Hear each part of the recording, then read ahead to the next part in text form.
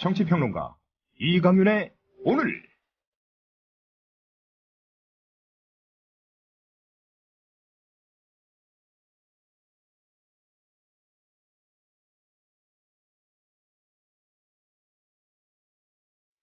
안녕하십니까, 이강윤입니다. 5월 20일 화요일 시작합니다. 경찰이 세월호 유가족들을 미행하다가 덜미가 잡혔습니다. 발각되자 무슨 사고나 나지 않을까 살펴드리려 그랬다고 답했습니다.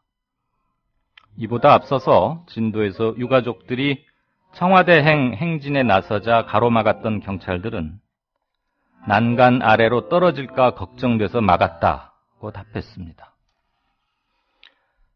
미행이 발각되자 경기경찰청장은 유가족 앞에 사과하면서 앞으로는 동의 없으면 안 하겠다고 답했습니다. 유가족들을 미행할 일이 뭐죠? 왜 경찰이나 정보기관 사람들은 유가족들의 움직임을 그렇게 두려워하고 계속 쫓아다니는 거죠? 시민들은 자기 수준에 맞는 경찰을 가질 권리가 있습니다. 이성한 경찰청장에게 묻습니다. 유가족 미행 건은 분명한 문책 사유 아닙니까? 한간에서 경찰을 뭐라고 부르는지 알고 있습니까? 견찰이라고 합니다. 무슨 견자 쓰는지는 똘똘한 정보과 형사 하나 골라 시켜서 알아보시고 미행건 경기경찰청장 문책하십시오. 광고 듣고 오겠습니다. 조합원 관조님 신청 광고입니다. 안녕하세요. 성주에서 30년간 참외 농사를 지은 부모님과 제가 정성 들여 키운 성주 참외를 조합원들께 소개합니다. 참외엔 면역력 증진에 좋은 폴리페놀, 노화 방지에도 좋은 항산화 물질이 있고 태아에 도움이 되는 엽산 등 많은 좋은 성분들이 있습니다. 10kg과 5kg 상품이 준비되어 있으며 조합원 여러분께는 무료 배송에 할인된 가격으로 드립니다. 문의는 010-6269-7154. 상품 가격은 다음 블로그 관조 참외를 검색해주세요. 몸에 좋은 흑마늘을 조합원들께 소개합니다. 대한민국 국민의 건강과 맛있고 영양 많은 식탁 문화를 만드는 자연 먹거리 마을의 대웅산 흑마늘. 방부제, 소금, 설탕도 가미하지 않은 100% 천연 발효식품. 흑마늘 가공 신지식 농업인장 강기표가 만든 대웅산 흑마늘. 조합원들께는 20% 할인해드리며 수익금의 10%는 미디어 협동조합에 기부를 합니다. 문의는 055-863-2321. 검색창에 자연 먹거리 마을을 검색하세요. 네, 이강윤의 오늘 5월 20일 저희가 준비한 것들은 경찰의 유가족 미행, 그리고 문재인 의원의 어제 대통령 담화에 대한 답 또는 공격, 비판 성격의 성명했다는 거. 그 밖에 세월호 관련 수사 진도 상황 여전히 알겠고요. 정가 인터뷰 있습니다. 진짜 인터뷰 코너에서는 삼성전자에서 자살한 분, 그 노조 간부, 그걸 누가 지금 그 사후에 시신 탈취다 말이 많죠. 삼성전자 서비스 지회 박성주 경인 부지회장을 연결해서 어떻게 된 속내고 어떻게 된 전말이고 왜 지금 돌아가신 이후에 이런 대치가 계속되는지 그런 걸 좀 소상히 듣겠습니다. 연희 때처럼 말씀하시고 싶은 것, 질문 남겨주시면 그때그때 최대한 반영하겠습니다. 또 하나의 공정 언론, 국민TV 뉴스. 한국의 오프라인 뉴스, 온라인 여론, 국민TV 뉴스에 접속하시면 한눈에 만나실 수 있습니다. 또 하나의 진짜 언론, 국민TV 뉴스.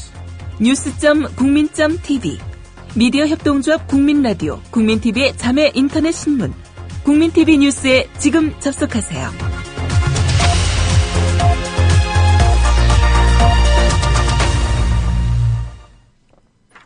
네, 국민라디오 아는필 기자 어서 오십시오. 네, 안녕하세요.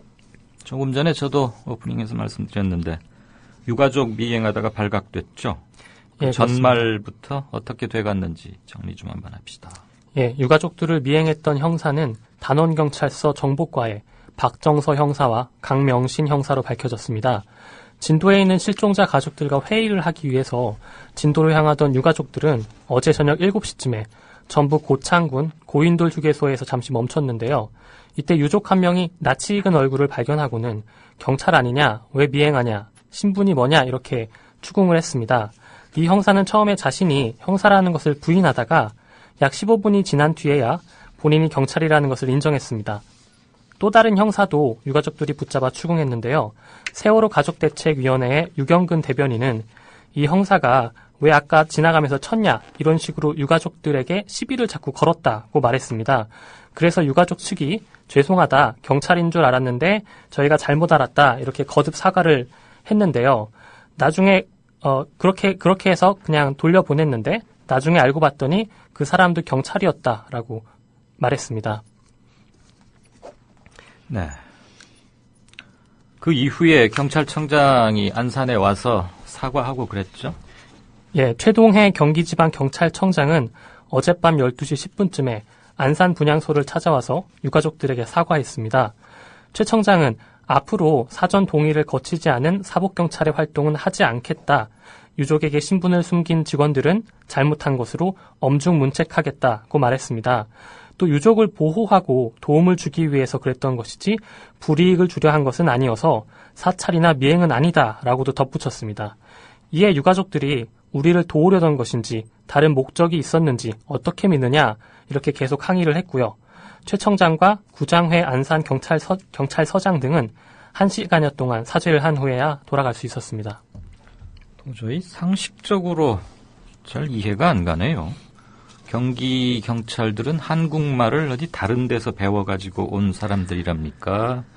아니면 최근에 한국으로 귀화해서 경찰이 됐답니까? 유족을 보호하고 도움을 주기 위해 미행을 했다 이 말인가요? 그렇게 말할 수도 있을 것 같습니다. 어떻게 그렇게 말할 수 있어요? 네. 제가 잘못 말했네요. 예.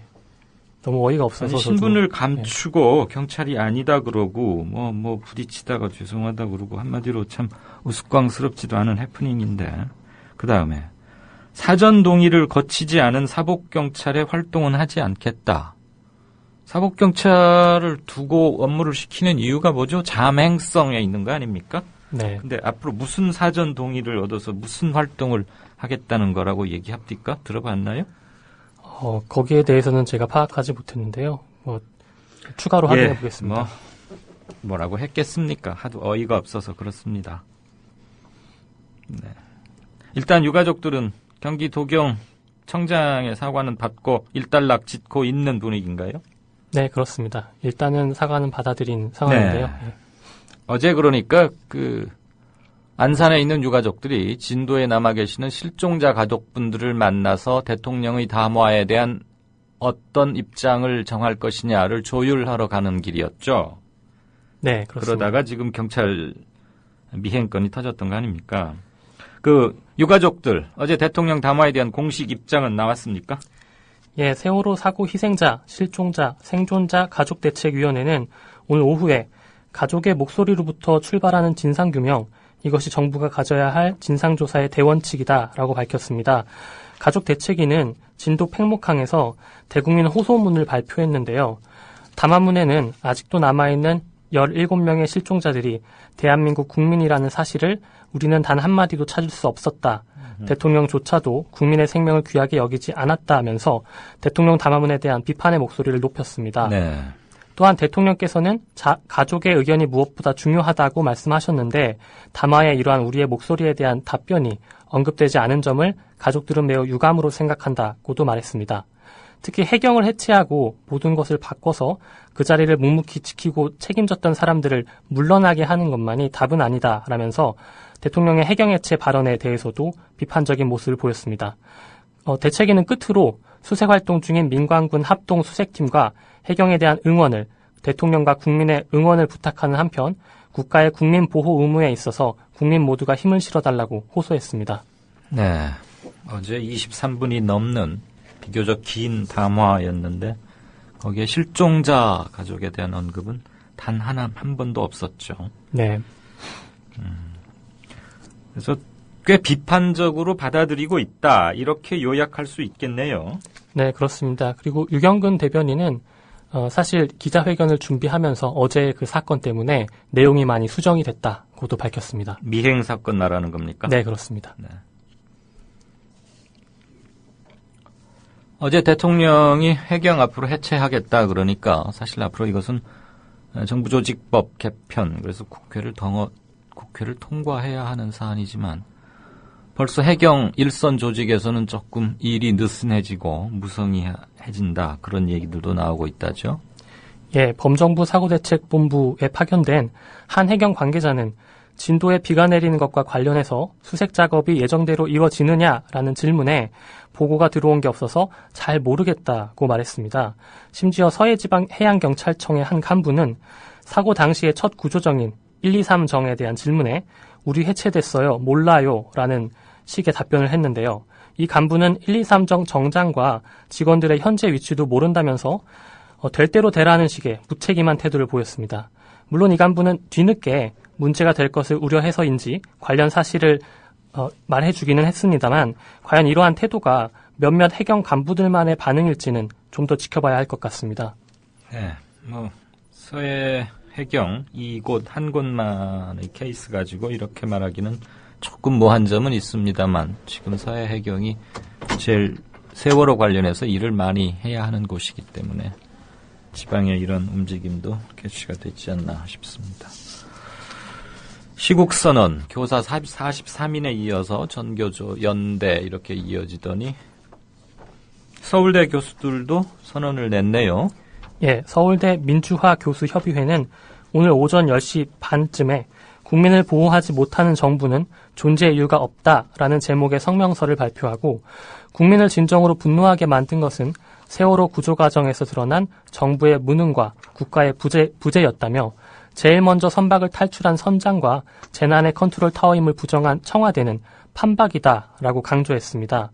또 박 대통령의 해경 해체 발표에 대해서도 대통령의 해경 해체만으로 모든 책임을 면하려는 태도는 스스로의 책임을 전가하는 행위다라면서 구시대적인 적폐의 근원이 되고 있는 청와대 비서실장, 국정원장, 안보실장, 홍보수석 그리고 검찰총장의 자리를 쇄신하는 것이 진정한 쇄신의 시작이다라고 지적했습니다. 네. 민교협은 결론적으로 이 같은 요구들이 제대로 해결되지 않는다면 대통령은 다시 국민적인 사퇴 요구에 부딪힐 것이라고도 말했습니다. 서울대 민교협은 다음 주 중으로 전체 서울대 교수들의 서명을 받아서 성명서를 발표하겠다고 밝혔습니다. 네, 민주화교수협의회에서 주동하는 것이어서 그런지 아무래도 이전에 나왔던 성명서들의 문안이나 수위, 톤보다는 확실히 세다는 걸 바로 알 수 있겠네요. 해경 해체는 요약해서 다시 한번 보자면 해경 해체는 대통령이 책임을 전가하는 거다. 그리고 아주 구체적으로 사람을 적시해서 갈아치워라 라고 요구하고 있네요. 이게 좀 이채롭습니다. 청와대 비서실장, 국정원장, 청와대 안보실장, 홍보수석, 그리고 검찰총장, 살아있는 권력 앞에서 약했죠. 특히 최동욱 혼외자 건 관련해서 청와대에 대해서는 무혐의 결론을 내린 것, 아마 이런 게 크게 작용한 것 같습니다.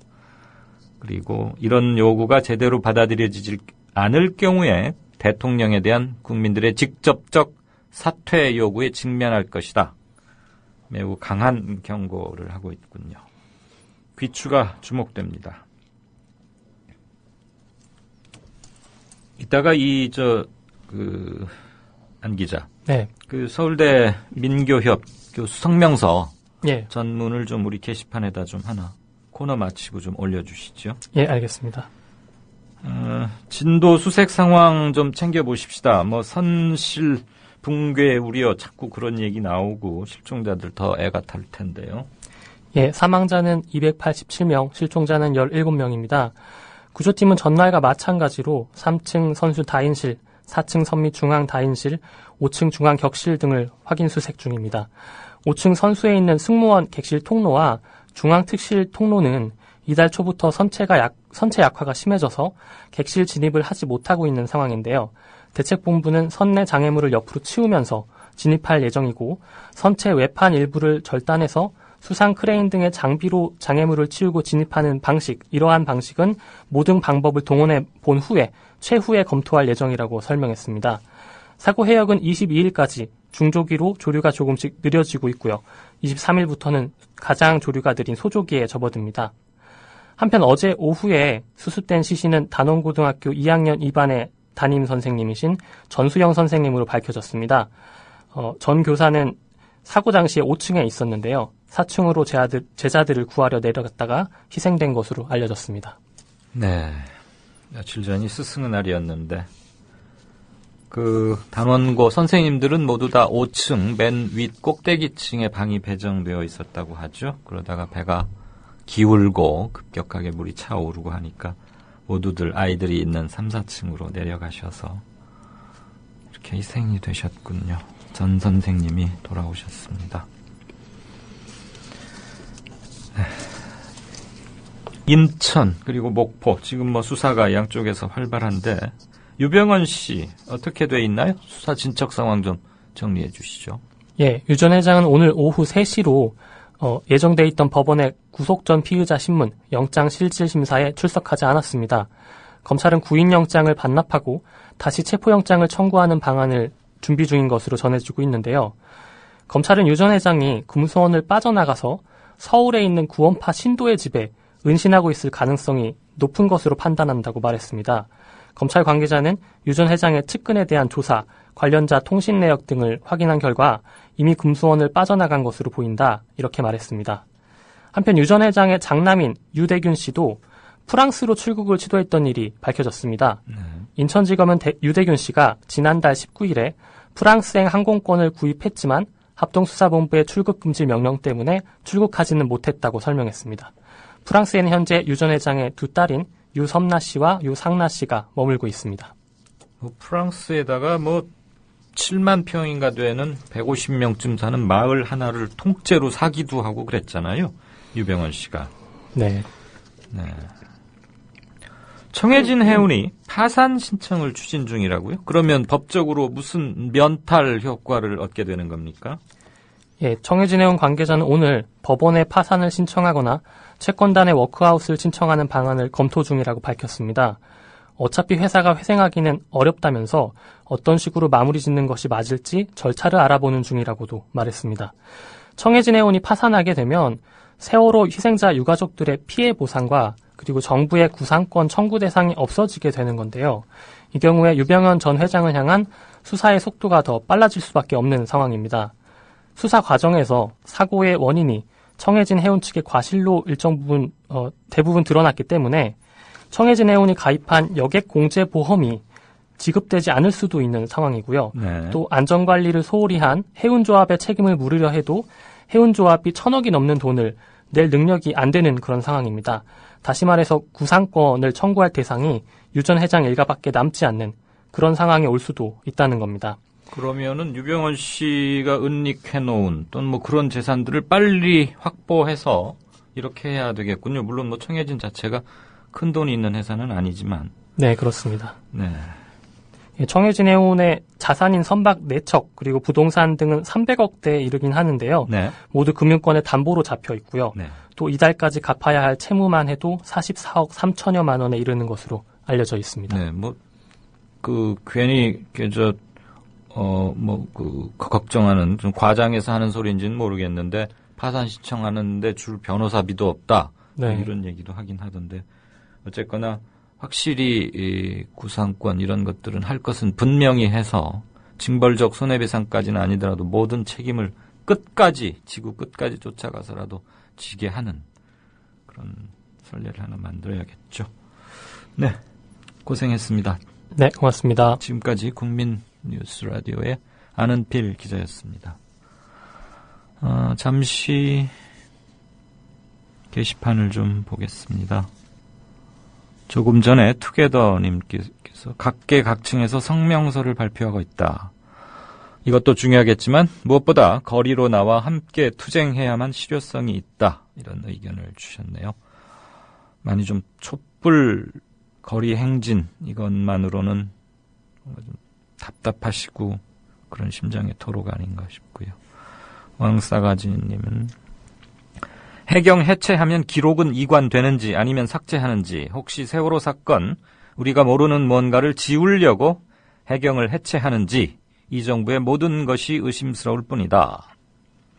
네, 이 심정 일부 동감이 됩니다. 사건 초기에 우왕좌왕했고 정보들은 가지런하지 못했고 제때 공개되지 않았고 공개된 이후에도 편집이나 손댄 흔적이 역력했고, 특히 VTS들 간의 그리고 배와의 교신 기록이라거나 해경이 제출한 동영상 이런 것들 보면 충분히 지금 말씀하신 거에 동의할 수 있는데, 적어도 국가 공식 기록들을 함부로 삭제하지는 않을 거라고 봅니다. 그것 자체가 범죄 행위고요. 해경이 61년의 역사가 해체는 되지만 국가안전처로 일부 이관이 되고 또 기능은 이렇게 계속 승계가 되고 하는 거니까 국가공문서 관리기록법에 따라서 할 것이라고 믿고 싶습니다. 만약에 세월호 관련해서 어떤 기록을 일부러 지웠다거나 보탰다거나 감췄다거나 이런 게 드러나면 그거야말로 그건 제2차 범행인 것이고 추상 같은 처벌을 면할 수 없겠죠. 면해서도 안 되겠고요. 어쨌거나 조직이 해체되고 전반적으로 기강이 느슨해지고 하는 사이에서 이런 것들 관리 좀 더 확실히 해야 하는 건 맞습니다. 중요한 지적이시라고 생각합니다. 경찰 미행에 대해서 아주 격앙된 목소리들로 많이들 써주셨습니다. 파트러슈님께서는 불이익이 안 생기게 시비를 거는 사복경찰이라고 해주셨고요. 소화불량님께서는 처음에 유가족이 경찰 아니냐 했을 때 막 욕하고 오히려 그랬다던데 이게 보호해 주려는 것이냐라고 경찰의 어설픈 변명을 꼬집고 계셨네요. 어제 이강윤의 오늘 마치고 조금 있다가 바로 서울에 주재하는 일본 요미우리 신문 특파원으로부터 연락이 왔습니다. 어제 우리 걸 들었던 모양이에요. 그리고 제가 다른 방송에 가서도 이른바 관피아에 대해서 몇 번 좀 얘기를 한 게 있는데 취재를 하겠다 그래서 굉장히 목도 아프고 힘도 들고 그래서 먼저 또 자기들 마감 시간이 급하다고 그래서 전화로 취재를 했습니다. 한국 이번에 특히 문제가 드러난 공무원들의 업무 방식이나 이런 것들. 근데 제가 일본 글자를 잘 모르는데요. 혹시 저희 청취자분들께서 검색하시고 일본어가 좀 되시는 분은 요미우리 신문 사이트에서 아마 그 기사의 제목은 한국의 공무원 또는 관료제, 국가공무원제 이렇게 나가는 것 같다고 하더라고요. 굉장히 급하게, 그러니까 제 코멘트만 이렇게 비워놓고 기사를 써놨다가 바로 일본어로 송고를 한다고들 하던데 혹시 떠 있다면은 검색해서 찾아지면 한번 알려주셨으면 좋겠습니다. 제가 말한 것을 제대로 옳게 받아 적었는지도 좀 궁금하고 관료제의 뿌리를 따지면서 일본에 의한 한국의 식민 통치 36년 기간도 좀 언급했고 제가 듣기 싫은 소리도 좀 했거든요. 네, 제가 저희 청취자분들의 그 검색 능력과 신속성 그리고 속보에 대한 팩트 파인딩 이런 것이 너무나 자랑스럽고 아주 존경할 정도로 탁월하시기 때문에 이런 같이 공유하자는 차원에서 말씀드렸습니다. 다음 코너 들어가겠습니다. 여보, 국민TV 조합비 이제 낼 때가 됐다고 하는구만요. 오, 그려. 그 국민TV도 개국하고, 그 뉴스K도 하던지. 달달이 11,000원 내는 거 맞죠? 11,000원만 내지 말고 좀 더 혀. 이 새싹이 돋아날 때는 물을 충분히 줘야 하는겨. 아이, 근데 인터넷으로 하려니까 보통 어려워서 뭔. 공정 언론을 꿈꾸는 미디어 협동조합 조합원이 해야 할 일. 조합비 납입입니다. 매달 고정 납입 어려우신가요? 월요일부터 금요일까지 아침 9시부터 저녁 6시까지 서울 전화 3144-0933, 3144-7737로 전화하세요. 사무국 요원들이 친절하게 안내해드리겠습니다. 서울 전화 3144-0933 또는 3144-7737. 여기는 진짜 언론, 미디어 협동조합입니다.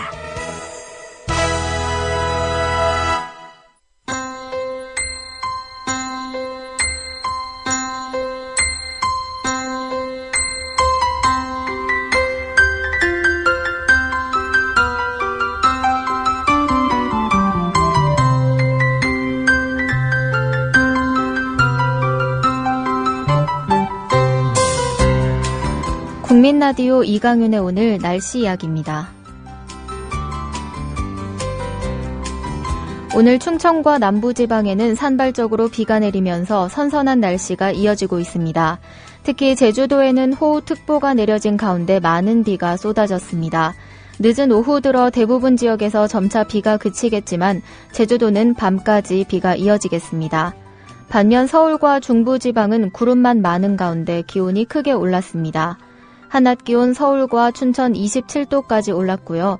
대구는 23도 선에 머물렀습니다.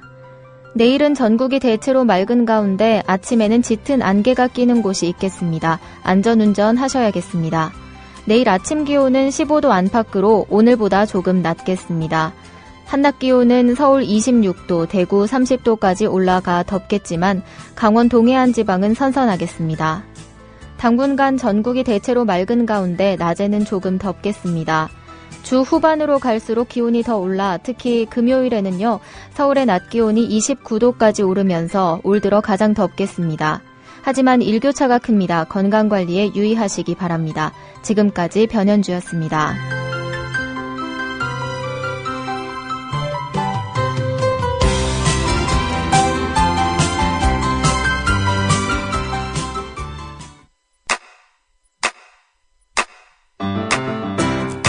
국민라디오 지지하는 4가지 방법 아시나요?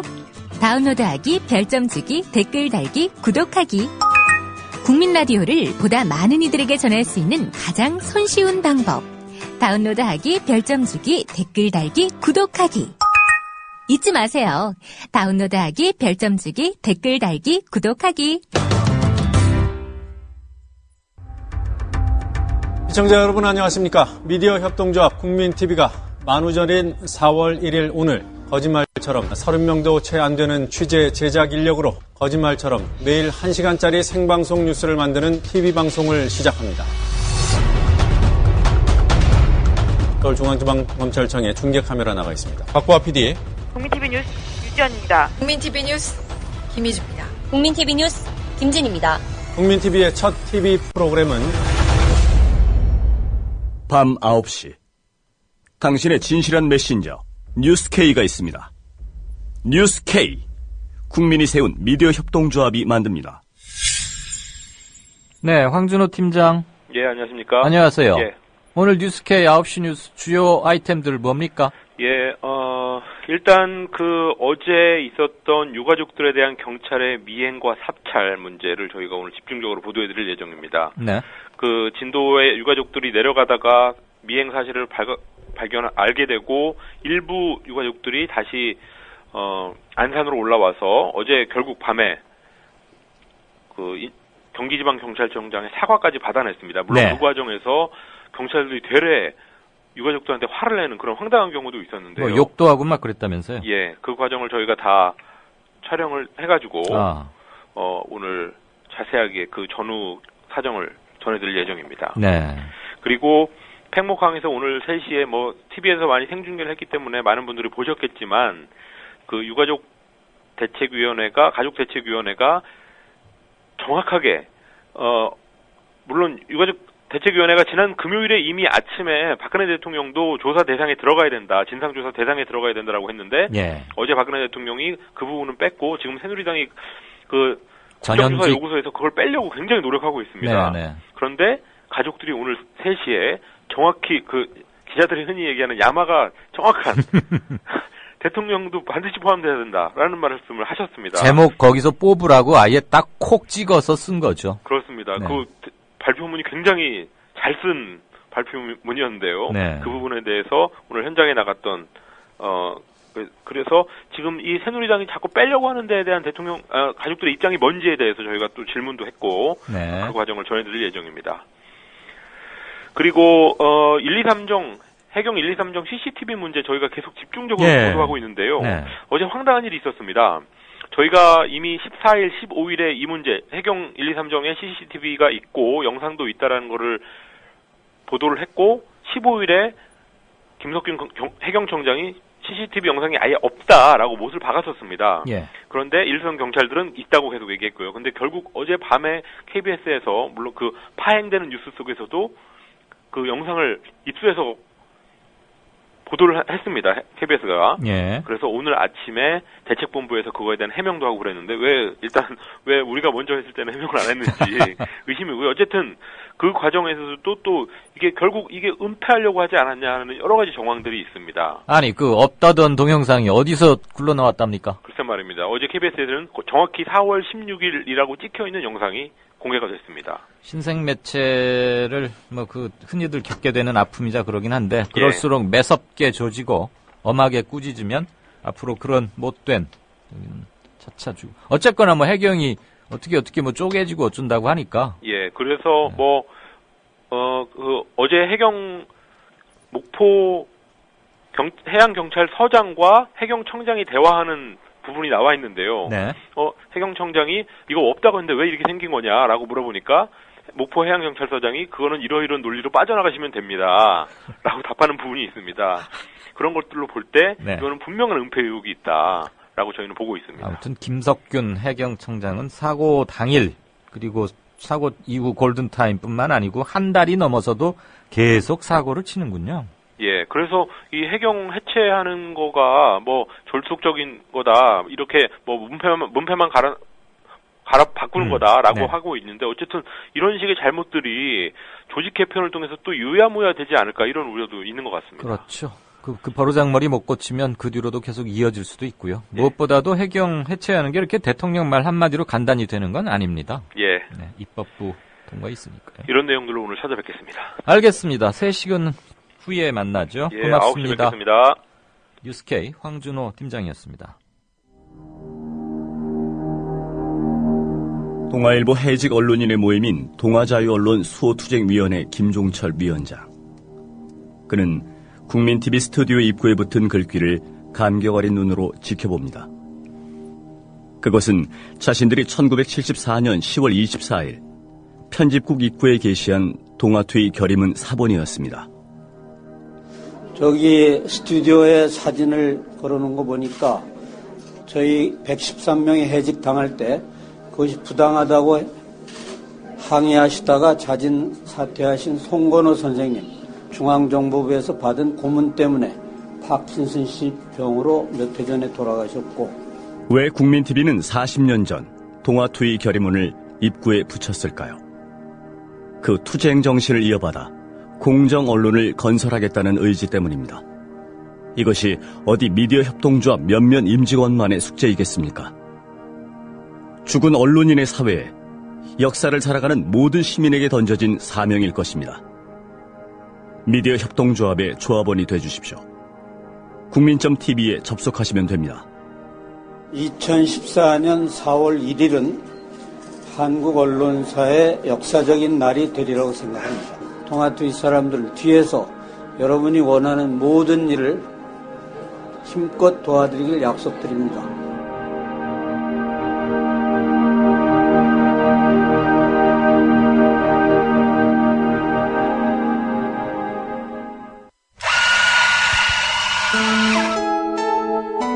조합원을 위한 만남의 공간, 국민 카페를 아시나요?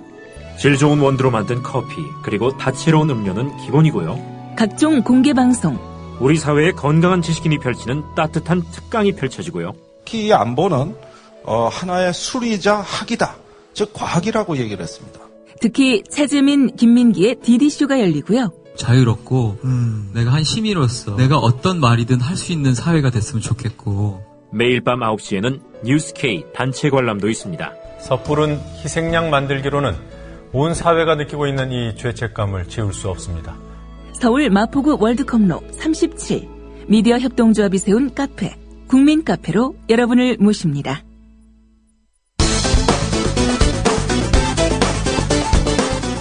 작년 9월 박근혜 대통령의 연설, 우리 해양경찰 60년 역사는 나라와 국민의 안전을 지켜온 등대의 역할을 해왔습니다.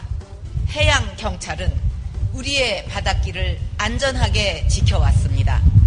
지금 이 순간에도 우리의 바다를 지키기 위해 거센 파도와 싸우고 있는 1만여 해경 여러분의 헌신과 노고를 높이 치하합니다. 그 막중한 책임이 해양경찰 여러분에게 주어져 있습니다. 해양 주권 수호를 위한 소임에 최선을 다해 주시기 바랍니다. 바다에서의 안전을 지키는 일도 해양 강국으로 가기 위해 중요한 과제입니다. 새 정부가 만들고자 하는 안전한 사회는 바다라고 예외가 될 수 없습니다. 바다는 우리에게 풍요와 휴식의 공간이기도 하지만 잘못하면 많은 인명피해와 바다에서의 위험 요인을 선제적으로 제거하여 안심하고 바다를 이용할 수 있도록 하는 역할이 해양경찰 여러분에게 주어져 있습니다. 해양경찰 여러분도 함께 힘을 모아 해양 강국을 건설하는 데 앞장서 주시기 바랍니다. 어제 박근혜 대통령의 연설. 이번 세월호 사고에서 해경은 본연의 임무를 다하지 못했습니다. 사고 직후에 즉각적이고 적극적으로 인명구조 활동을 펼쳤다면 희생을 크게 줄일 수도 있었을 것입니다. 해경의 구조 업무가 사실상 실패한 것입니다. 그 원인은 해경이 출범한 이래 구조, 군안 업무는 사실상 등한시하고 수사와 외형적인 성장에 집중해온 구조적인 문제가 지속되어 왔기 때문입니다. 해경의 몸집은 계속 커졌지만 해양 안전에 대한 인력과 예산은 제대로 확보하지 않았고 인명구조 훈련도 매우 부족했습니다. 저는 이런 구조적인 문제를 그냥 놔두고는 앞으로도 또 다른 대형 사고를 막을 수 없다고 판단했습니다. 그래서 고심 끝에 해경을 해체하기로 결론을 내렸습니다. 대통령 담화 중에 해경이라는 말이 또 한 번 등장하는데 뒷부분 울먹이며 고인들의 이름을 부르는 부분. 최후의 순간까지 최선을 다한 고 남윤철, 최혜경 선생님. 카카. 그런데요, 최혜경이 아니라 최회장 선생님이세요.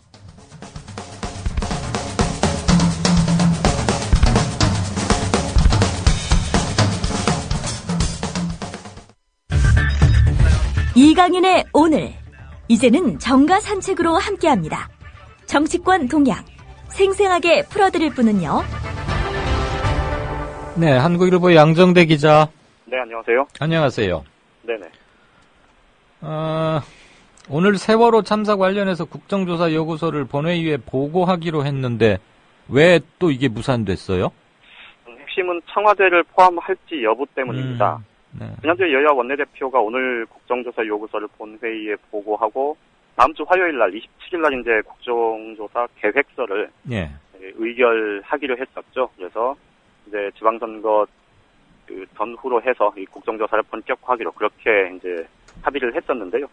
하지만 뭐 예상했던 대로 이 조사 대상과 범위를 두고 여야 간의 시각차가 뚜렷합니다.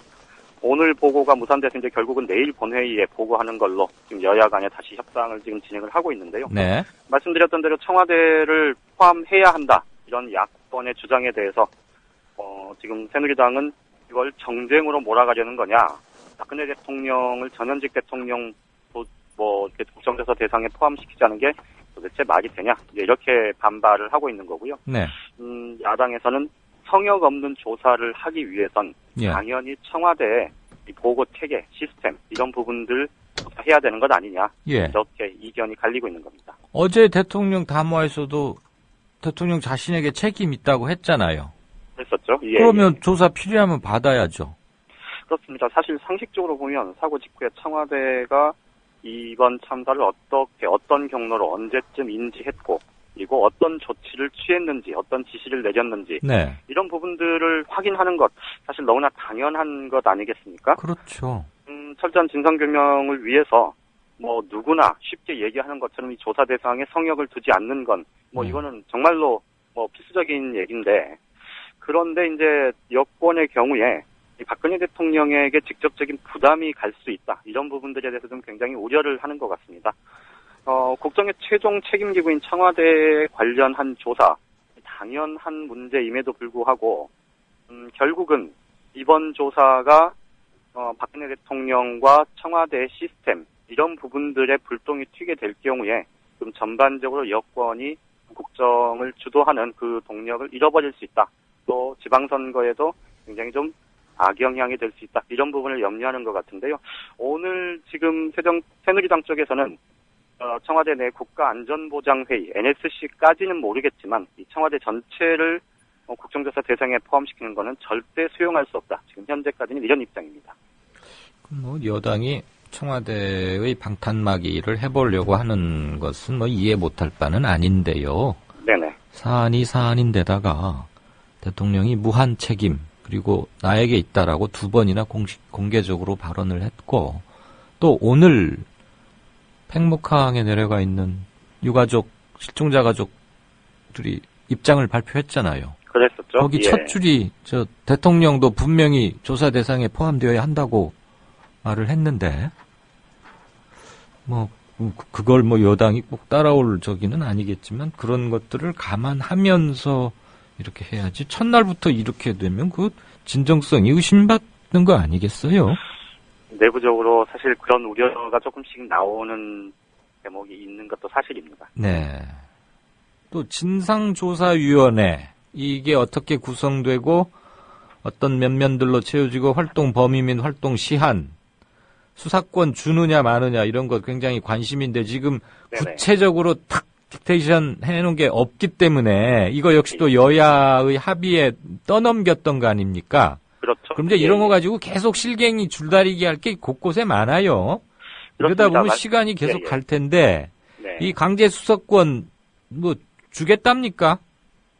일단 이 문제는 아직까지는 현 시점에서 보면 좀 수면 아래 잠복해 있는 문제입니다. 네. 말씀드렸던 대로 이 국정조사의 조사 범위와 대상을 두고도 신경전을 벌이고 있는데, 이 진상규명위원회, 진상조사위원회가 도대체 앞으로 실질적으로 진상조사를 위해서 어떤 권한을 갖고 가질 거냐, 이 문제에 대해서는 여권 입장에서는 이 문제도 사실 굉장히 민감할 수밖에 없겠죠. 그렇죠. 지금 구성과 관련해서는 여야정 민간 전문가 그리고 여기에다가 유가족까지 이 위원회에 포함시키는 문제에 대략적인 지금 공감대가 형성돼 있는 상태입니다. 예. 그런데 이제 실질적으로 활동하는데 이 애로가 없이 이 진상을 철저히 규명하기 위해서는 사실 자료 제출이나 증인 출석 이런 것들을 좀 강제할 수 있는 권한이 필요하지 않겠습니까? 네. 많이들 보셨겠습니다만 지금까지 숱하게 국정조사가 있었고, 또 심지어 법에 규정된 국정감사를 통해서도 해당 증인들이 이런저런 사유로 해서 불출석하거나 자료 제출을 안 하면서 이 흐지부지 되거나 제대로 상황 자체를 밝혀내지 못한 경우들이 굉장히 많았지 않습니까? 네. 그래서 이제 사실 이번에 이제 진상규명위원회 특별법을 제정하면서 이제 구성을 하게 될 텐데, 예. 여기에 이런 부분들을 좀 강제할 수 있는 그런 권한을 부여해야 한다. 이게 이제 유가족들의 일관된 요구였고요. 그렇죠. 예. 그랬었죠. 그리고 이제 야당도 이 부분을 좀 수용을 해서 이걸 적극적으로 주장을 하고 있는데, 아직까지 새누리당에서는 이 문제에 대해서 구체적인 입장을 내놓고 있지는 않은 상태인데, 오늘 제가 만나본 새누리당 핵심 당직자들 얘기로는 이 부분에 대해서는 좀 다소 조금 주저하는 듯한 그런 모습인데, 네.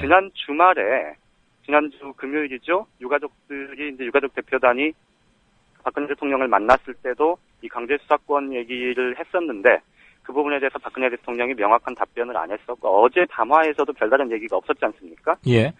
지금 이 문제에 대해서도 지금 여권 입장에서는 좀 다소 이 부담을 갖고 있는 대목인 건 분명해 보입니다. 네. 오늘 새정치민주연합 문재인 의원이 네네. 어제 대통령 담화에 대해서 그렇지 않다. 대통령 본인이 먼저 바뀌어야 한다. 그러면서 상당히 강한 톤으로 비판하고 나왔었어요.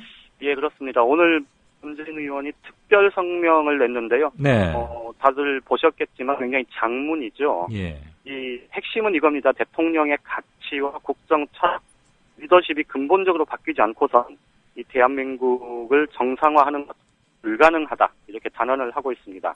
그러니까 국정 시스템과 기조를 근본적으로 바꿔야 한다, 수정해야 한다, 이렇게 촉구하고 있는 건데요. 문재인 의원이 오늘 얘기한 거는, 그러니까 구구절절히 대체로 고개를 끄덕이시는 청취자분들이 많이 계실 텐데, 네. 이제 정치권에서는 문재인 의원의 오늘 성명과 관련해서 몇 가지 좀 해석들이 나오는데요. 대체적으로 문재인 의원이 그동안에 사실은 대선 패배 이후에 그 책임감이라고 그래야 될까요? 네, 그런 특히 NLL 국면에서도 좀 곤혹스러운 점도 있었고. 그렇죠. 그래서 현안 문제에 대해서 이렇게 전면에 나서서 그렇게 하는 경우들이 많지는 않았었는데, 네. 이 세월호 참사와 관련해서는 사실 이 문제가 결과적으로 보면 이 전반적인 위기관리 시스템, 이런 부분들을 이 정부가 제대로 하고 있지 못하다, 이런 부분들에 대한 비판이 많이 나오고 있는 와중에 이 문재인 의원이 이제 청와대 비서실장을 지냈었고요. 네. 그러면서 전반적으로 NSC의 운영이나 또 위기관리 시스템과 관련한 자신의 역할들, 이런 부분들에 대한 경험들도 축적이 돼 있지 않습니까? 그렇죠. 이런 것들까지 포함해서 네. 좀 본격적으로 자신의 목소리를 내기 시작하는 단계 아니겠느냐, 네. 이런 얘기들이 나오고 있는데요. 예. 최근에 한 여론조사 기관의 세계 대권 후보 지지도에서 이제 야권 후보 중에서는 가장 앞서 있는 걸로 이렇게 조사 결과가 나오기도 했었는데요. 네. 이 문재인 의원의 본격적인 좀 자기 정치가 시작된 것 아니냐, 이렇게 보는 시각들도 꽤 많은 것 같습니다. 그 여론조사는 왔다 갔다 하는 거고 지금 하는 거 큰 의미는 없지만 안철수 의원보다도 좀 더 앞서 나왔다 이 말이죠. 그렇죠. 네네. 네. 그런 얘기는 조금 이따 하기로 하고.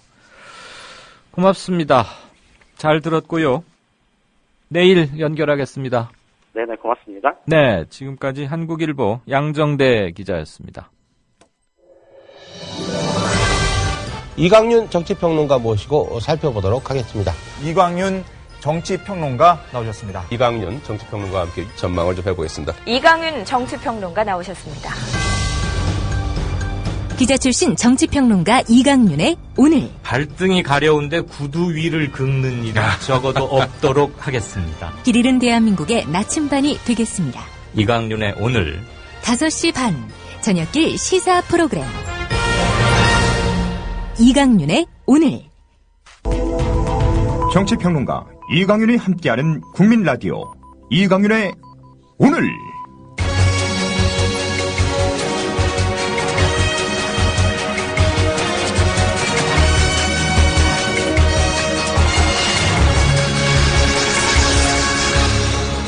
이강윤의 예리한 시각. 이제는 뉴스의 행과 간을 짚어냅니다. 네, 행간 시작하겠습니다. 6시 19분 막 되는군요. 저는 오늘 가장 중요한 3가지의 문건이 유가족들의 대통령 어제 담화에 대한 공식 입장, 그다음에 문재인 의원이 밝힌 특별 성명, 조금 전에 양 기자하고도 짤막하게 만만 좀 봤습니다만, 그리고 서울대 민교협 교수들의 시국 선언문, 이것으로 생각했습니다.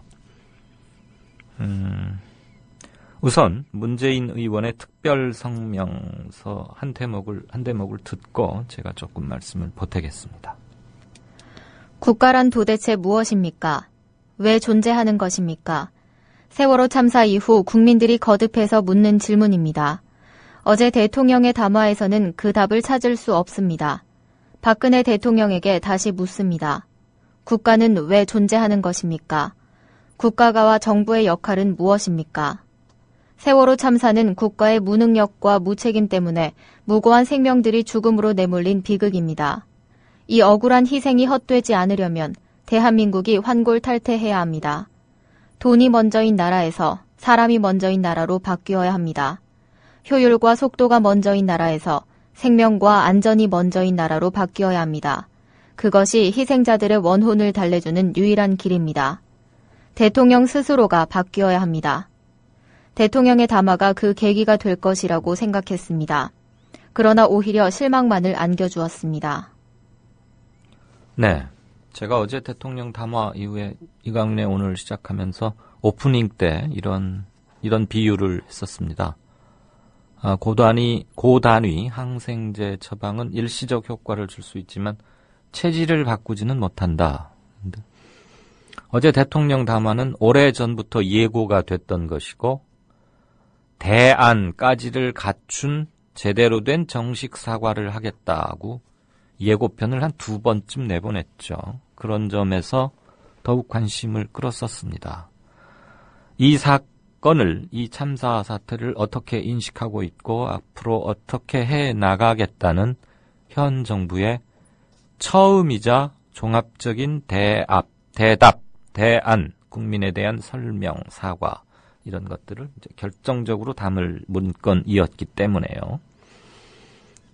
처음에 담화문 첫 부분에서 저에게 책임이 있습니다 라고 시작할 때 아주 단도직입적으로 자기 책임을 시인하고 그러면 그거에 입각해서 어떻게 하겠다는 것인가를 기대했는데 딱 그 한 문장이었습니다.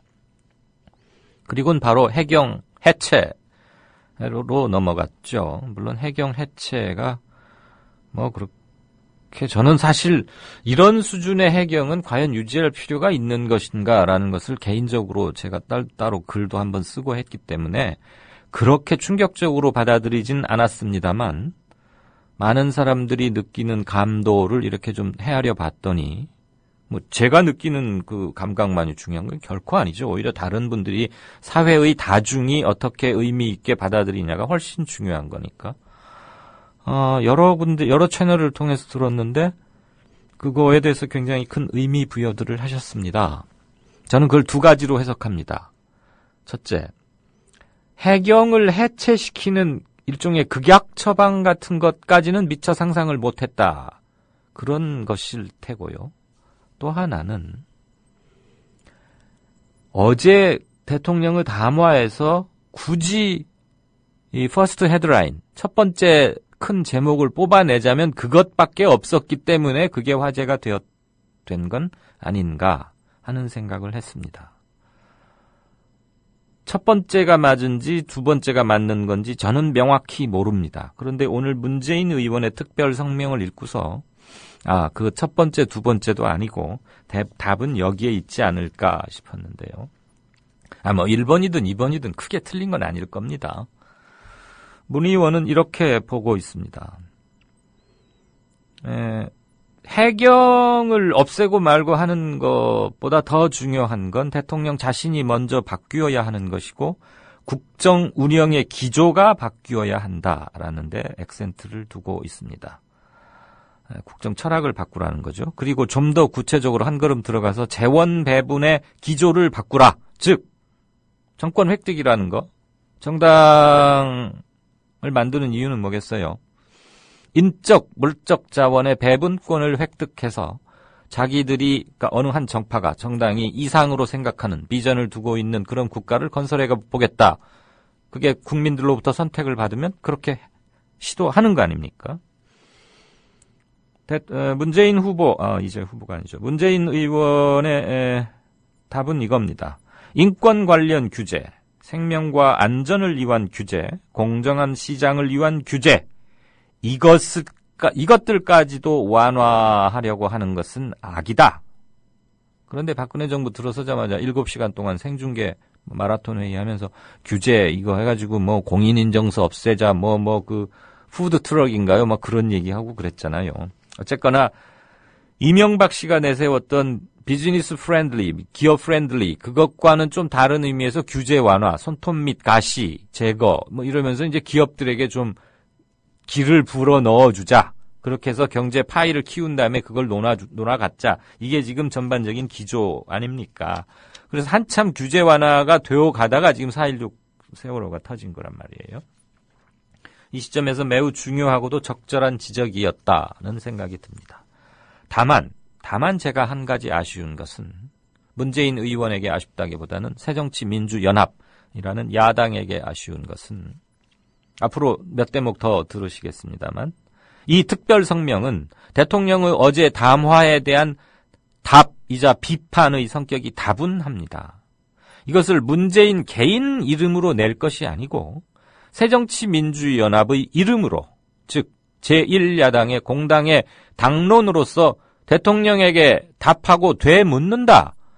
이렇게 해서 의제를 만들어가는 기능, 저는 그것을 왜 못했는지, 지금 당내 역학구조로 봐서 문재인 의원이 그런 말을 꺼내기조차 머쓱한 상황이어서 아예 그냥 일개인 문재인 의원의 이름 특별성명으로 한 건지, 당에서 이런 것을 논의나 타진을 해봤다가 마땅치 않아서 특별성명으로 한 건지, 이 과정은 취재가 좀 필요합니다만, 이런 정도의 무게와 정확한 상황인식, 그리고 대통령에 대한 예의를 갖추면서도 무거운 비판, 이런 것들은 한 개인의 의미가 아니라 정당, 새정치민주연합으로 이름에 새정치민주연합의 이름으로 했으면 더욱 좋았겠다는 아쉬움은 갖게 됩니다. 두 번째 대목 한번 들어보실까요? 우현으로만 기울어온 이명박 박근혜 정부의 국정운영 기조 때문입니다. 이로 인해 더불어 사는 공동체로서의 평형도 상실되고 있습니다. 박근혜 대통령은 과거와 현재의 잘못된 것들과 비정상을 바로잡는데 명운을 건다고 했습니다. 무엇이 정상이고 무엇이 비정상입니까? 정상과 비정상은 가치와 철학에 따라 달리 평가되는 것입니다. 대통령의 가치와 철학이 근본적으로 바뀌지 않고서는 국민들이 공감하는 대한민국의 정상성을 찾기는 불가능한 일입니다. 국정 철학과 국정 기조가 근본적으로 바뀌어야 합니다. 이것이 가장 시급한 대한민국의 과제입니다. 시스템과 부처의 문패를 바꾸는 것은 일시적 미봉일 뿐입니다. 시스템을 운영하는 대통령의 국정 철학이 사람을 먼저 생각하는 기조로 바뀌지 않는 한 공연불이 될 수밖에 없습니다. 네, 해경을 해체시켜버리고 안전행정부에서 안전기능은 싹 박탈해서 옛날 총무처 수준으로 혁신 무슨 처인가, 혁신행정처인가 뭘로 만들고 해수부 또 권한을 확 힘을 뺐죠. 1, 2, 3위. 그게 이번 무슨 순서 같아요? 여러분 보실 때 어제 대통령 담화 들으면서. 국민들이 제일 답답해하고 화났고 분노했던 크기대로 고른 겁니다. 1번 해경. 두말할 필요 없잖아요. 늦게 가서 배 안으로 들어가지도 않고 그냥 선장 빤스만 입고 있는 선장이나 데리고 나오고 80명 구하면 많이 구한 거 아니야? 이런 소리는 하고 있었던 해경. 안행부, 전원 구조, 368명 구조 이랬다가, 그게 아니래요. 아까 그 산이 아닌가 봐요. 우리가 머릿수를 2번씩 셌네요. 죄송해요. 160 몇 명밖에 못 구조했어요. 첫날 아무튼 참 황당의 극치를 달리게 했던 안행부. 해수부, 해경의 주무 감독기관 아닙니까? 근데 아무 존재감 없이 있다가 또 장관이란 사람은 임명된 지 며칠 되지도 않아가지고 업무 파악도 제대로 안 된 상태에서 그냥 어벙벙하게 있고 말이죠. 제가 청와대에서는 민심의 흐름을 정확히 봤죠. 그래서 이 문제에 대한, 그러니까 국가를 개조하겠다고 해놓고 실은 이번 세월호 사건에 사람들이 어디를 제일 미워하고 있느냐, 그놈들을 혼내주자. 그래서 카타르시스를 느끼게 하자. 그리고 빠져나오자. 였다고 저는 보고 싶습니다. 제발 제 추측이 틀리기를 바랍니다. 그런 점에서 1번 해경 곤장 500대, 2번 안행부 300대, 3번 해수부 한 200대 치도곤에 처하노라. 대통령의 어제 이것은 포퓰리즘입니다. 한마디로. 왜 포퓰리즘이냐? 사람들 통쾌하게 하고 끝내는 거거든요. 그건 구조적 근본적 해결책이 절대 아니거든요. 그리고 몇 놈 이제 혼내겠죠. 그래서는 본질적으로 바뀌지 않습니다. 사람들이 지금 요구하는 건 그거잖아요. 왜 눈앞에서 죽어가는 걸 우리는 보고 있을 수밖에 없었는지, 그 이틀 동안의 우리의 분노감과 자괴감과 절망을 연원을 따져봤더니 우리 시스템 안에 있었던 거 아닙니까? 그럼 그거 고치자는 건데, 해수부 밑에 있는 해경을 쪼개서 총리실 밑에 만들 국가안전처로 보낸들 뭐가 달라지겠어요? 문패만 바꾸는 거죠. 해경의 DNA를 바꿔줘야 하는 거 아닙니까? 그럼 DNA를 어떻게 바꾸겠다는 걸 말해야 되는데 그럼 그 DNA는 해경에게만 있나요? 아니잖아요. 모든 공직사회에 만연해 있잖아요. 그 얘기는 하나도 하지 않고. 저는 이번 성명 문재인 의원의 특별 성명에서 이 부분은 매우 저는 개인적으로 조금 생각을 달리하지만 이 부분이 핵심이라고 봅니다. 오래된 적폐, 대통령이 말했던 거죠. 오래된 적폐와 관피아, 그 부패도 시작은 군사정권입니다. 관피아들의 부패 구조와 결탁해 이권을 나누면서 장기 집권해온 장본인이 새누리당 정권입니다. 부끄러운 과거를 아프게 돌아보십시오. 박근혜 정부는 기업의 탐욕, 정해진 해운 아니겠어요? 기업의 탐욕을 비난할 자격이 없습니다. 규제는 악이라면서 기업주의 돈벌이와 자본의 이윤 추구에 앞장섰던 지난 1년 반 동안의 경제정책 기조를 먼저 반성하십시오. 라고 충고 겸 비판하고 있습니다. 저는 오래된 적폐와 관피아 부패의 뿌리를 군사정권을 넘어서서, 즉 박정희 5.16 그 군사정권을 넘어서서 이승만을 넘어서서 일제시대 때 일본에 의해서 강제 이식된 근대국가의 깃틀, 이른바 관존민비에서 찾았습니다만 뭐 이건 정답이 따로 있는 건 아니겠죠. 저처럼 너무 오래 가면 좀 체감이 떨어지는 건 있겠고요. 뭐 문 의원이 뭐 훨씬 경륜이 깊을 때니까 뭐 그 뿌리가 군사정권인지 일제인지를 가지고 논란을 하고 싶지는 않습니다. 어쨌거나 명확히 지금 방향을 설정해 준 거 아닙니까? 군사정권에 있다. 그리고 그 군사정권은 현재 새누리당 당신들의 뿌리다. 박근혜 대통령이 속한 당의 뿌리이자 박근혜 대통령의 선친인 박정희 전 대통령이 만든 거기에서 시작됐다라고 명확히 짚고 있습니다. 이런 게 시대의식을 놓치지 않는 역사의식이 아닌가 싶습니다. 성명의 마지막 대목 조금만 더 들으시겠습니다. 가장 안전한 사회는 가장 민주적인 사회라는 어느 학자의 이야기가 있습니다. 이 말에 귀를 기울여야 합니다. 민주성이 부족하기 때문에 사회적 약자의 안전이 소홀해진다는 것입니다. 아프게 받아들여야 할 지적입니다. 박근혜 정부가 출범한 이래 민주주의가 심각하게 무너지고 있습니다. 대통령이 사과를 하는 이면에서 심각한 불통과 억압이 이루어지고 있는 현실입니다. 분노하는 시민의 여론을 겸허히 경청하고 수용하는 것이 대통령과 정부가 갖춰야 할 기본적 예의입니다. 그럼에도 정부는 비판적 여론에 담긴 세부적 표현까지 꼬투리를 잡아 시민들을 핍박하고 있습니다. 모렴치한 일입니다. 분노한 여론을 호도하기 위해 공영방송을 상대로 한 언론 탄압과 공작도 자행하고 있습니다. 이 틈을 이용해 민주주의를 후퇴시키는 후안무치한 인사도 벌어지고 있습니다. 네. 중요한 대목을 제 나름대로 고른 게 3개인데요. 행간에서 이렇게 3개를 쪼개서 하는 것은 드물고 사실 와이드 행간이긴 합니다. 근데 그럴 가치가 있다고 판단했고요. 조금 전에도 말씀 올렸습니다만 특히 방금 우리 편 PD가 읽어준 이 항목 때문에라도 더더욱 새정치민주연합의 이름으로 강하게 발표했어야 한다. 그런 생각을 다시 한번 갖습니다. 근데 새정치민주연합은 지금 광주에 가서 혼나고 오고 뭐 좀 정신이 없고 그런 것 같아요.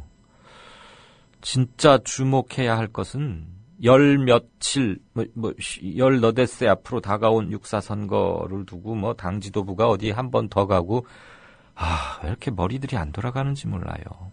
그 시장에 한번 가면 진짜 그 시장에서 표가 나올 거라고 생각하는지 왜 그렇게 옛날 방식들대로 운동을 하지요? 그 하도 왔다 갔다 하니까 이제는 그 시장 좌판 지키시는 할머니나 정육점 콩나물 야채 가게 하는 아저씨들이 앵글을 더 잘 잡는답니다. 카메라 따라다니고 그러면 저 후보 이쪽으로 쓰세요. 그래야 우리들이 함께 잘 나와요. 이런데요. 악수한다고 다 찍어주는 줄 아나?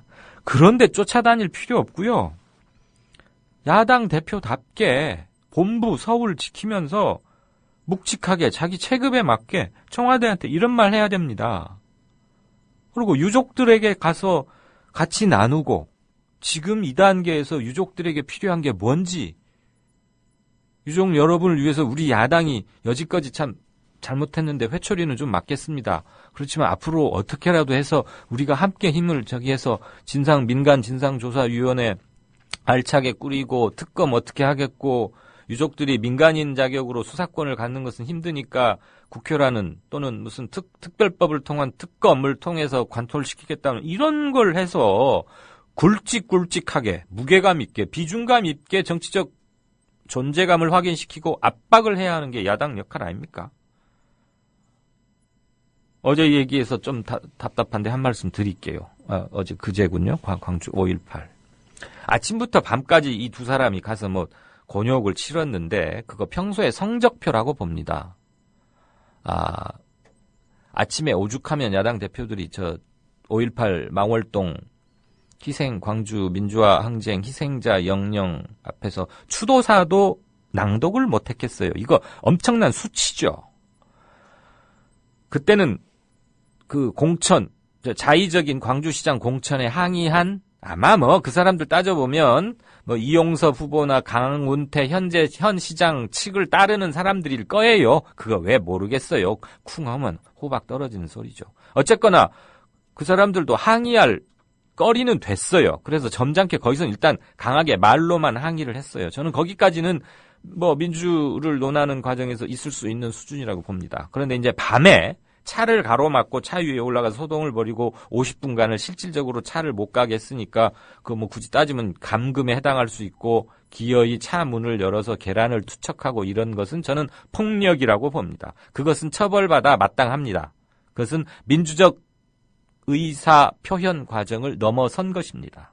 물론 그 원인은 김한길, 안철수 이 두 사람이 제공을 했지만 민주적 항의 과정에 넘지 말아야 할 선은 지켰어야 했겠죠. 뭐 그걸 가지고 어제 또 우리 게시판에 어느 분께서 제가 그분 성함은 기억을 미처 못하겠는데 그건 행패 맞다. 제가 클로징에서 그거 행패라고 생각하느냐 그렇다면 당신들 속이 좁다 이런 식으로 말씀드렸더니 행패 맞다라고 그랬는데 아침에 묘역에서 그런 정도 항의하는 건 저는 행패라고 생각지 않습니다. 그건 강력한 토론의 과정이자 의사표현이고요. 저녁 때 계란 던진 건 행패 맞죠. 전 그 점을 나눠서 짚었고요. 그런데 뭐 유창선 시사평론가도 그거 행패라고 했다 그러면서 그렇게 쓰셨던데 급해서 그렇게 쓰셨겠지만 유창선 평론가는 뭐 제 학교 선배이기도 하고 성향도 같고 개인적으로 잘 지내고 좋아하는데요. 유창선 씨가 이렇게 말했으니까 그건 행패고 그럼 이강윤도 거기 따라가야 하고 그건 전혀 아니죠. 네. 그건 유창선의 생각이고 그건 저의 생각이 따름일 것이고요.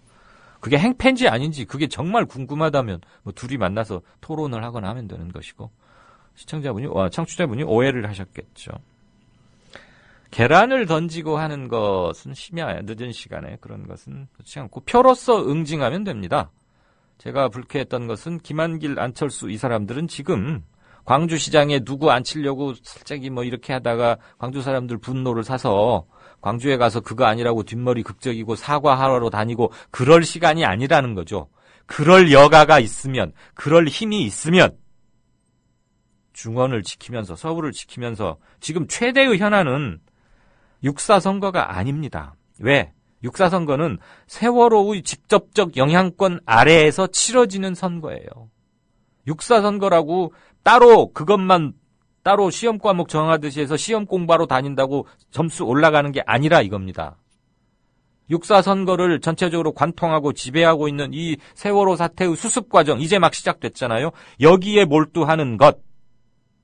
논점의 우선순위를 잡아서 당력을 집중하고 비판할 건 비판하고 아젠다를 세팅해서 아젠다를 선점하고 그것을 이슈로 만들어서 새누리당과 계속 각을 이루면서 이슈 파이팅을 해가는 것. 그게 정치인 것이죠. 그게 야당 대표가 할 일이고 거기에서 리더십이 형성되는 겁니다.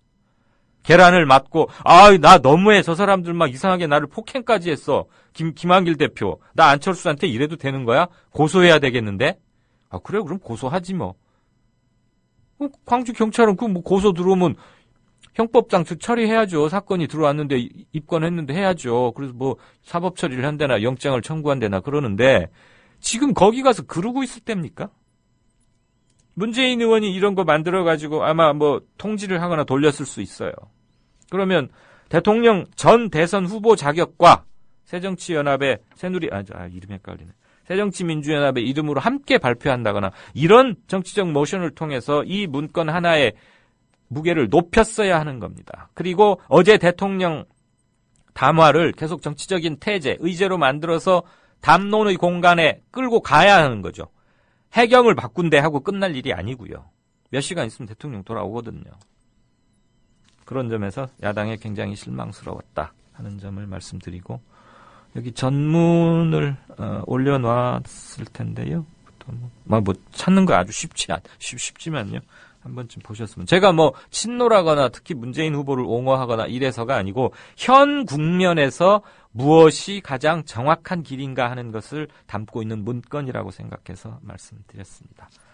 행간을 하나로, 문 의원의 특별 성명 하나로 다루긴 했는데 이 안에 그냥 여러 가지 것을 다 묶어서 용해시켜서 말씀드린 것으로 이해해 주시면 고맙겠습니다. 행간 마치겠고요. 인터뷰 들어가겠습니다. 사람은 곧 하늘이다. 우리 사람은 모두 골고루 잘 살 천부적인 권리를 하늘로부터 받고 태어났다. 신약 외세를 몰아내고 우리 한번 정말 좋은 세상 만들어보자. 우리나라가 일본 놈한테 합방당하고 소위 한일 늑약이 맺어져가지고 나중에 나라를 다 뺏겼어요. 동학 농민들 다 때려 죽였기 때문에 녹두꽃이 떨어지며 청포장수 울고 간다.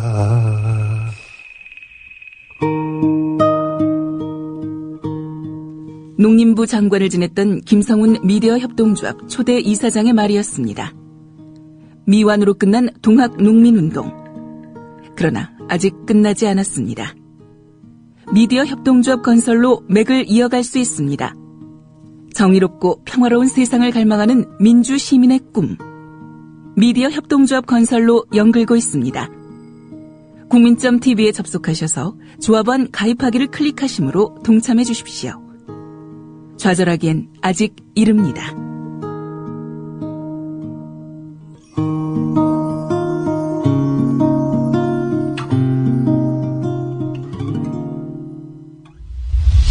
지금 여러분께서는 정치평론가 이강윤이 진행하는 이강윤의 오늘을 듣고 계십니다. 이강윤의 오늘은 팟캐스트 포털 팟빵에서 다시 들으실 수 있습니다. 의견과 건의가 있으시면 게시판에 남겨주세요. 네, 세월호 여파 때문에 모든 관심이 주로 그쪽에 가 있었지만 중요한 사건이 하나 있었습니다. 지난 17일 염호석 금속노조 삼성전자 서비스 지회 양산 분회장이 자신의 승용차 안에서 숨진 채 발견됐습니다. 염 지회장은 내일도 뜨는 해처럼 이 싸움 꼭 승리하리라 생각한다는 내용의 유서를 남기고 정동진에서 스스로 숨을 거두었습니다. 지난해 최종범 조합원의 자살 이후 두 번째 죽음입니다. 노조에 따르면 염 부회장의 3월 월급은 70여만 원. 70여만 원입니다. 그리고 4월은 41만 원에 불과했다고 합니다. 노조 활동을 한다는 이유로 삼성 측이 아예 수리 물량을 배정하지 않음으로써 30대의 꽃다운 삶을 죽음으로 내몬 것입니다. 그런데 더욱 충격적인 것은 살아서 받은 탄압으로도 모자라 고인의 가는 길마저 가로막았던 일입니다. 고인의 시신을 경찰이 탈취하는 사태까지 이르게 된 것입니다. 자세한 내용 살펴보겠습니다. 삼성전자 서비스 지회 박성주 부지회장님 나와 계시죠? 네, 안녕하세요. 안녕하세요. 제가 조금 길게 자세하게 이 스토리를 먼저 앞부분에 소개를 한 것은 물론 아실 분들은 알고 계시겠지만 각종 SNS도 지금 이게 굉장히 큰 이슈가 되고 있긴 하던데 최초의 발단 부분을 미처 놓치신 분도 계실 것 같아서 환기를 시켜드리느라고 그랬습니다. 시신 탈취, 이 무슨 극악무도한 말만 들어도 무서운 폐륜적 행위인데 경위가 어떻게 된 겁니까?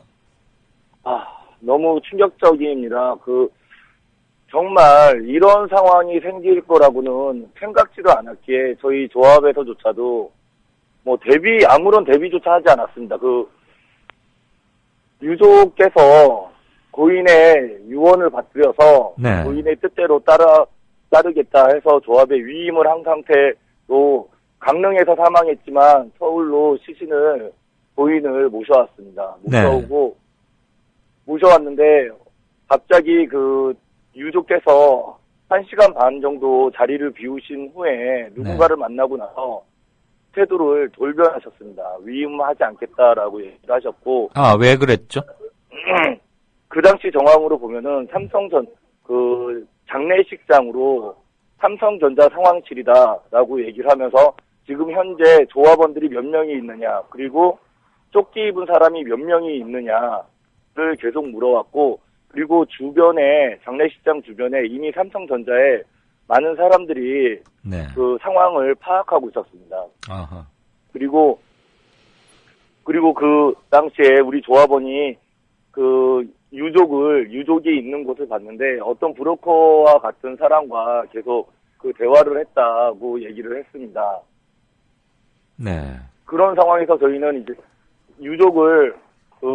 고인을 모시는 문화재 준비를 하고 있었습니다. 그리고 저는 그 당시에 유족과 많은 대화를 나누고 있는 중에 경찰들이 어떠한 경고 방송조차도 하지 않고 저희 조합원들 앞에 모여있는 조합원들을 힘으로 제압하기 시작했습니다. 방패로 밀고 있고 그런 상황이 연출되었고, 더 웃긴 거는 그 과정에 우리 그 유족께서 그 상황을 보고 이거 아니다, 이렇게 폭력적으로 될 거라고 나는 생각지도 않았다라고 얘기를 했고 경찰한테 멈춰줄 것을 요구를 했습니다.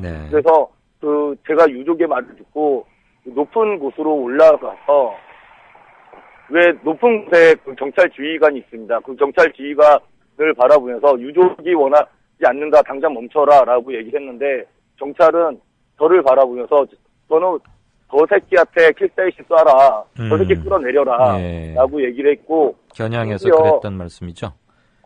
네. 저기 부지회장님, 네. 그 유족의 태도가 갑자기 변한 데는 무슨 삼성 측에서 이렇게 회유를 하거나 손을 써서 갑자기 입장이 바뀌고 그 과정에서 경찰은 그것을 핑계대고 시신을 탈취하려고 그랬던 건 혹시 아닌가요? 충분히 그럴 수 있다고 저는 판단하고 있습니다. 근데 아직 삼성 측에서 돌아가신 분, 염 분회장님, 염 지회장의 가족들에게 무엇을 했는지는 아직 파악을 못하고 계십니까? 일단 처음에 경찰서에서 연락을 받고 오는 양산에서 이렇게 올라오는 길에 삼성 관계자를 단양 휴게소에서 만났다고 합니다. 단양 휴게소에서 만나가지고 1억 5천을 줄 테니 합의를 하자라고 얘기를 했고, 그 유족께서는 아니 시신 확인조차도 안 한 상태에서 무슨 합의를 요구를 하는 거냐라고 얘기를 한 게 한 부분이 녹취가 되어 있습니다. 그래서 이미 삼성의 손이 작용했다라고밖에 판단이 안 서고 있는 상황입니다. 그래서 어쨌거나 지금 유족은 어떤 식으로 장례를 치르기를 원하고 계시는 건가요? 유족께서는 지금 유족이라고 하면은 이제 어머님과 아버님으로 이라고 볼 수가 있는데, 근데 어머님께서는 고인의 뜻에 따라야 된다, 조합에 위임을 해야 된다라고 얘기를 하고 있는 상황이고, 아버님께서는 나는 이미 마음을 정했다, 가족 정황으로 치르겠다라고 얘기를 하고 있습니다. 두 분이 조금 의견이 다른 틈을 타서 삼성이 손을 썼을 수도 있고 아직은 추정입니다만.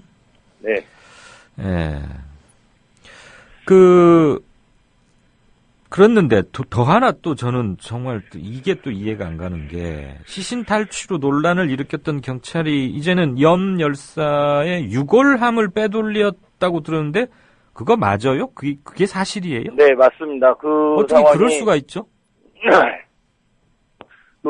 어머님께서 장례를 치렀으면은 유골이라도 달라 조합에 위임을 해서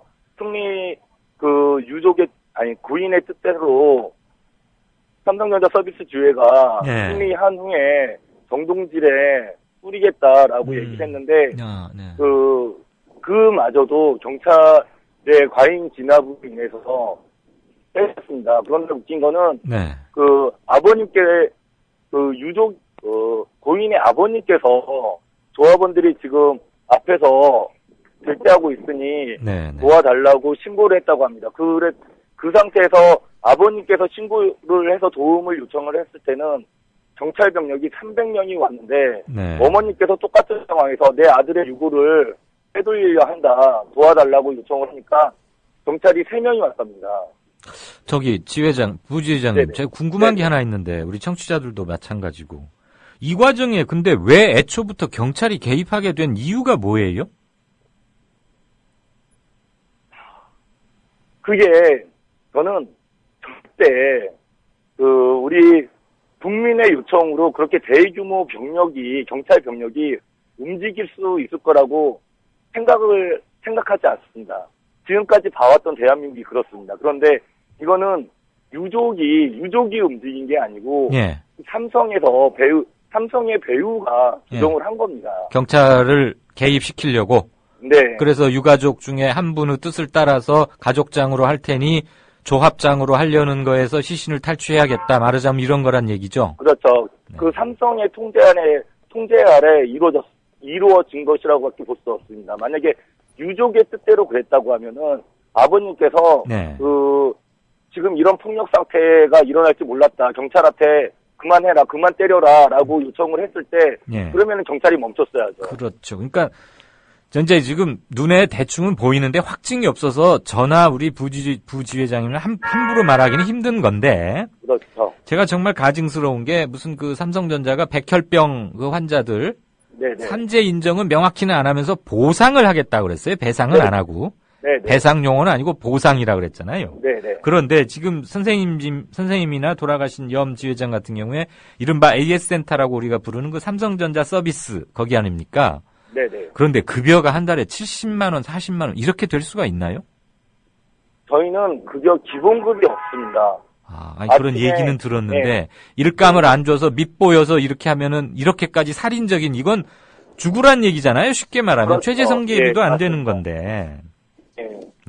저희가 이제 노동조합 활동을 하기 시작하니까 회사에서는 무분별하게 대처 인력을 양성을 했습니다. 네. 그 대처 인력들로 갖다가 한정된 인감을 갖다가 그 사람들 위주로 이렇게 주다 보니 조합 활동을 하는 사람들은 일을 하고 싶어도 못하는 상황이 발생이 되는 거죠. 정말 이게 삼성의 민낯입니다. 분노하지 않을 수가 없군요. 이후에도 지금 투쟁을 계속 저항을 하실 수밖에 없는 상황이신 거네요. 그렇죠. 네. 저희가 큰 힘이 되어드려야 하는데 일단은 부지회장님을 한번 연결을 하고요. 육성을 네네. 듣고 별도 아이템으로 기사를 만들어서 소상히 다시 한번 보도를 하고 그런 순서를 갖도록 하겠습니다. 네네. 계속 현장 지켜주시고 연락 드리겠고 건강 잘 챙기시고요. 네네, 감사합니다. 네, 긴 시간 고마웠습니다. 네, 감사합니다. 네, 지금까지 삼성전자 경인 박지원 부회장이었습니다. 우울하군요. 마무리해야 될 것 같습니다. 가난했어도 행복했는데 네가 없으니 가난만 남는구나. 세월호로 자식을 잃은 어느 부모님의 한서린 그리고 힘겨운 탄식입니다. 가난이 죄가 되는 나라는 나라가 아닙니다. 가난이 슬픔이 되는 나라도 나라가 아닙니다. 사람은 그 하나하나 모두 누구나 하늘이고 작은 우주입니다. 가난한 사람도 하늘 대접받고 사는 나라가 진짜 나라입니다. 다시 사람이 먼저입니다. 이강윤의 오늘 수는 여기까지입니다. 들어주셔서 감사합니다. 내일 뵙겠습니다.